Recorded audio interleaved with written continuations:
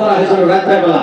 তখন উনি কইল যে লিলি আমি একটা সবার অ্যাডভান্স লাগাইছে, গতিকে তোমরা অ্যাডভান্সটা ঘুরাই দাও। 31 জানুয়ারি ওই অ্যাডভান্স নিছি, ওটা ঘুরাই দেব, আর তোমার জায়গায় আমি যাবো। দলগত সমষ্টি আমার যাওয়ার আশা, আর আমি যাবো। এইভাবে আমাদের মইনুল হুজুর সবাই ছিলেন পরিচিত, উনি মামা করে ডাকে ওনার সঙ্গে কথা হয়েছে। কিন্তু আজকেও বিকালবেলা কথা হয়েছে, সন্ধ্যাও কথা হয়েছে, সম্পূর্ণ ঠিক আছে। হঠাৎ করে হয়েছে, গতিকে আমিও সেক্রেটারি হিসাবে আজকে সভা চালানোর জন্য সভাপতি হিসাবে আপনাদের কাছে করজোরে অনুরোধ করছি, আপনারা কেউ যাবেন না। আর আমাদের মৌলানা হাসান গনি সাহেব, উনি আখেরি বক্তা, উনি দোয়া দরুদ যা করে ওনার তরফ থেকে হবে। আর আমরা বেশি টাইম দেরি করব না, এখন উনি লাস্ট পর্যায়ে যাব।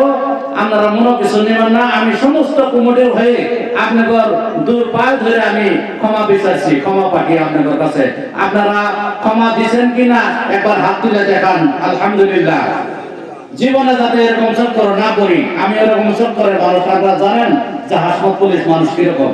আমি আজকে আমার শক্তি পানি এসে গেছে গা, জীবনে মানুষের কাছে লজ্জিত হই নাই। আমি বড় বড় মঞ্চতে যাই, আমার মা বাবার সেবা কুটিবার মাথায় রেখে আমি মঞ্চতে উঠি, কিন্তু আজকে এই মঞ্চতে মকিবর সাহেব উনি যে এত বড় সম্মানী করবে আমি জীবনও ভাবছি না, জীবনও ভাবছি না। তাই আমি একবার লা ইলাহা ইল্লাল্লাহ মুহাম্মাদুর রাসূলুল্লাহ সাল্লাল্লাহু আলাইহি ওয়াসাল্লামের কলিমার বাইরে হচ্ছি, উনি যাতে কোন জায়গায় যায় এরকম অপমান হয়। ঠিক হুজুর আপনি আখেরি শেষ করেন।